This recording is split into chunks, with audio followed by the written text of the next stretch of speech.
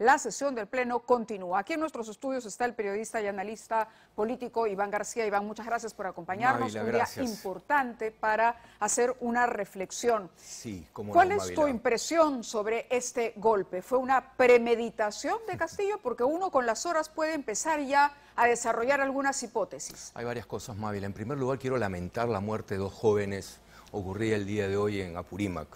Me parece lamentable, más allá del legítimo derecho a la protesta pacífica, que asusadores radicales estén provocando, ¿no?, actos de violencia que le están costando la vida a jóvenes peruanos. Eso es inaceptable. En segundo lugar, respecto del golpe, Mávila, creo que todavía hay episodios que están por revelarse y por precisarse con las responsabilidades debidas para cada uno de los que han sido responsables directos y también indirectos de lo que vimos el miércoles 7 de diciembre. Un golpe de Estado en toda la línea que fracasó, ciertamente, pero que me parece que está continuando por otros métodos y en otros escenarios por estos mismos sectores radicales, aprovechando ciertamente que Castillo el día de hoy está en una prisión por flagrancia y que, de acuerdo a ley, deberá comparecer ante la justicia por los presuntos delitos de rebelión y conspiración. El escenario de convulsión social, ¿no?, con muertes incluidas que lamentar. ¿Tú crees que pasó por la cabeza en el cálculo de Castillo al momento de decir lo que dijo, anunciar el cierre del Congreso y la intervención de las instituciones? Mira, Mávila, en este contexto de convulsión social, de violencia que estamos viendo en el país, creo que es importante referir y contar lo que Betsy Chávez le ha referido a IDL Reporteros para una crónica interesante, importante, sobre los entretelones habidos en esta intentona golpista. Betsy Chávez le ha declarado, tras visitar a Pedro Castillo en la Dinoes, que Pedro Castillo le ha dicho que esto no se acababa aquí y ahora tenemos que ver que el pueblo se manifieste. Pedro Castillo, estoy citando entrecomilladamente lo que está en esa crónica. Son palabras de Betsy Chávez. De Betsy Chávez, pero que a su vez recoge las palabras que Pedro Castillo le ha referido a ella. Que además ella habla del estado de ánimo. Y cuenta y Castillo dice de que Castillo se encuentra de muy buen ánimo, más suelto, ¿no? Y que el mismo Castillo le ha dicho, el pueblo me ha pedido que cierre el Congreso y ahora que sea el pueblo el que tome las decisiones. Esto no ha terminado, Pedro Castillo, según Betsy Chávez. Esto recién empieza. Y Betsy Chávez añade que Castillo está convencido de que el pueblo va a cerrar el Congreso. Y permitir o coadyuvar a su liberación, presionar para su liberación. Ciertamente. Porque supongo que dentro de su cálculo llama la atención la rapidez, por ejemplo, en que se producen ciertos acontecimientos. Castillo habla, anuncia el cierre y la verdad es que no pasa mucho tiempo antes de pedirle a la familia que saque sus cosas y luego salir de Palacio con rumbo a la Embajada de México. Sí, pareciera, según todo lo que venimos conociendo a través de las investigaciones periodísticas y también las investigaciones fiscales que ya están en curso, que así como hubo un plan de golpe en toda la línea con un mensaje que duró más de 9 minutos y con la decisión de Castillo de comenzar a ejecutar lo leído, porque él llama al comandante general de la policía y le ordena cierre el Congreso. Y arresta a la fiscal. E intervenga la fiscal de la Nación. Entonces, no es como dice el congresista Guido Bellido y otros que se quedó solo en lectura. No.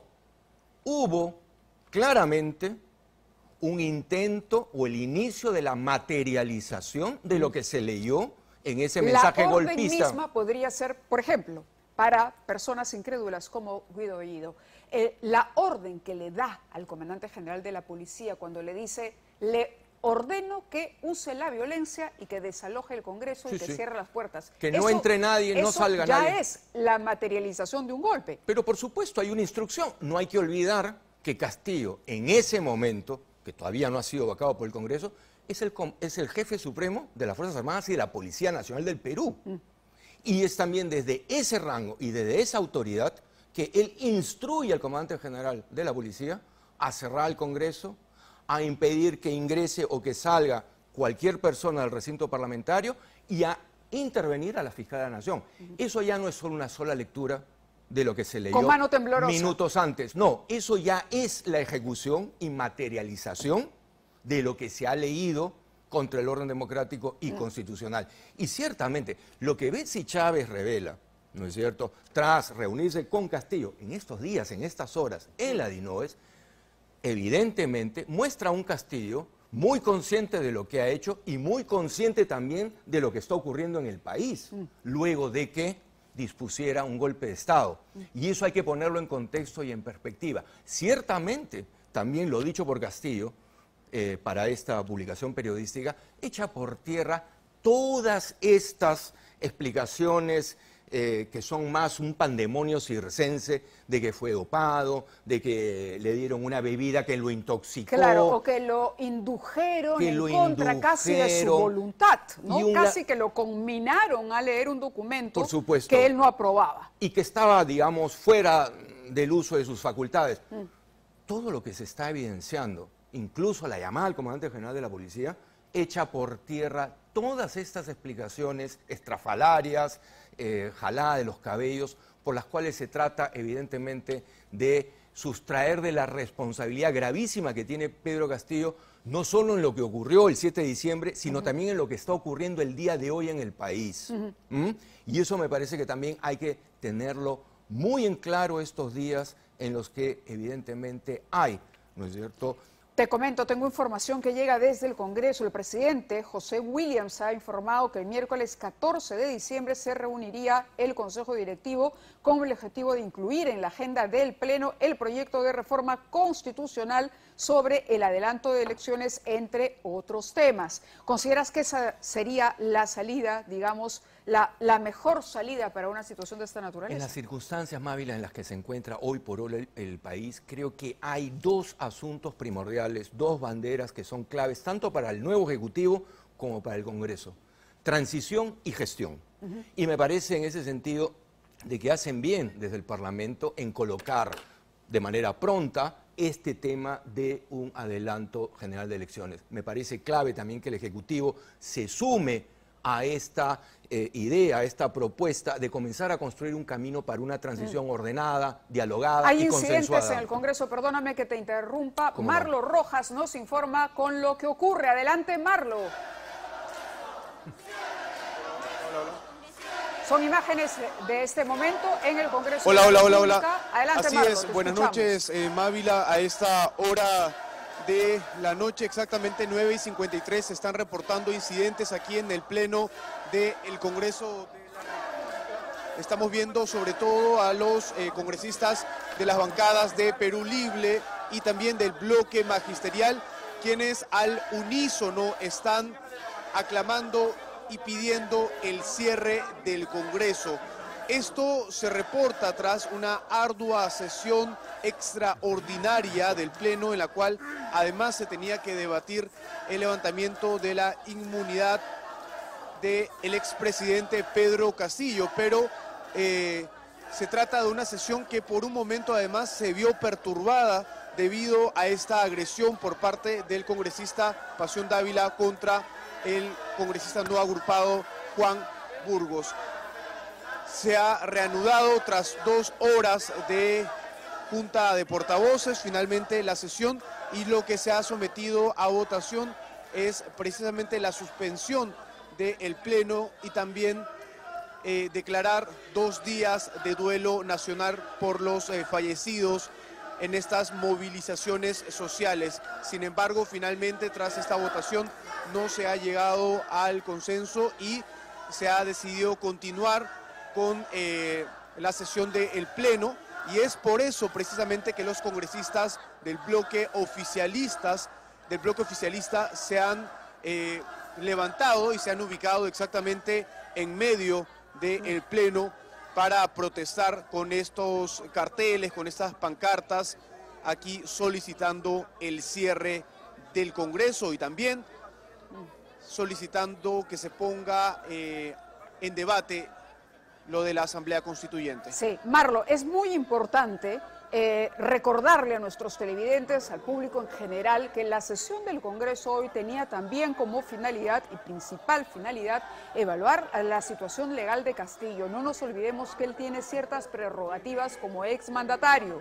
Levantarle esa protección legal es indispensable para que la fiscal pueda continuar con las investigaciones y, en cualquier caso, evitar la posibilidad de fuga de Castillo al cumplirse el plazo de los 7 días de la prisión que está cumpliendo en este momento. Sobre eso, ¿qué información manejas desde el Parlamento?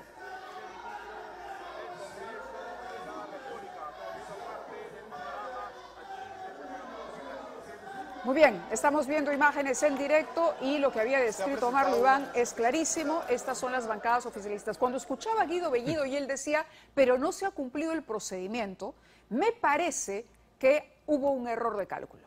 Es decir, Bellido dice, pero el presidente no concretó nada, pero debía presentarse una moción. En todos los casos tiene como una confusión su lectura de lo que toca o no toca hacer al Congreso, pero cuando un presidente anuncia lo que Castillo anunció, no se necesita redactar una moción de vacancia. No, evidentemente que no. Es decir, no puede dársele ningún tiempo, ninguna posibilidad de que la intención de vulnerar el orden constitucional claro, se concrete. Pero evidentemente, Mávila, el Congreso tenía que actuar con prontitud, con firmeza, de acuerdo a ley y de acuerdo a sus normas que están claramente establecidas en el reglamento precisamente para este tipo de procedimientos, en concreto el tema de la vacancia. Mira, Mávila, de los 101 votos que obtuvo la vacancia el día miércoles 7, hubo 14 votos a favor de la vacancia que provinieron de bancadas de izquierda. 14. Es decir, prácticamente un voto más y ellos bloqueaban, ¿no?, la vacancia. Con golpe incluso horas antes. Hubo 14 votos de la izquierda que fueron a favor de la vacancia. O sea, ellos son los que también de manera decisiva contribuyeron a que Castillo fuera vacado por golpista la tarde del miércoles 7 de diciembre. Entre otros, el señor Valdemar Cerrón, que votó por la vacancia de Pedro Castillo. Votó a favor. 5 votos de Perú Libre fueron por la vacancia, 3 del bloque magisterial. Como tú dijiste, parece que la historia, en términos formales, va por una línea, pero que todavía este golpe continúa o se intenta que continúe en la otra línea. El plan golpista en la escena oficial fracasó, pero hay la pretensión, aparentemente, de continuarlo por otros métodos y en otros escenarios. De acuerdo. Y ahí tenemos a Castillo, evidentemente, ¿no?, diciendo, estoy seguro que el pueblo va a cerrar el Congreso y que esto no acaba aquí. Muy bien, Iván. Muchísimas gracias a ti, Mávila, por acompañarnos aquí. Nosotros tenemos que ir a la pausa, pero vamos a regresar con un reportaje.